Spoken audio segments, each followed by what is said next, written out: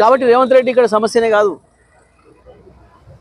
తాత్కాలికంగా వాళ్ళు ముఖ్యమంత్రిని పెట్టుకున్నారు, ఆయన ఎప్పటికుంటాడని ఏం లేదు కాంగ్రెస్ పార్టీలో. కానీ పాపం ఆయనకు ఉంది బాధ, ఒక్క మాట కేసీఆర్ నోటి నుంచి నా పేరు రాకపోయే అని. కేసీఆర్ దానికి ఎందుకు నీ పేరు? మీ పార్టీ ఎమ్మెల్యేలు మంత్రులు మామూలు సాధారణమైన వాళ్ళే గుర్తించే పరిస్థితులు లేరు, గుర్తుపెట్టుకునే పరిస్థితులు లేరు. ఎక్కడ గుర్తుపెట్టుకుంటారు? ఏం మాట్లాడినావు?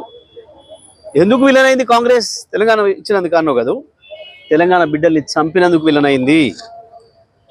ఉన్న తెలంగాణను తీసుకుపోయి ఆంధ్రాలో కలిపినందుకు విలనైంది. ఇచ్చిన హామీలు తుంగలో దొక్కి తెలంగాణను మోసం చేసినందుకు విలనైంది. పెడుతుండు మళ్ళీ కేసీఆర్ గురించి. ఎందుకు కేసీఆర్ ఫామ్ హౌస్లు ఉన్నా భయపడుతున్నాడు?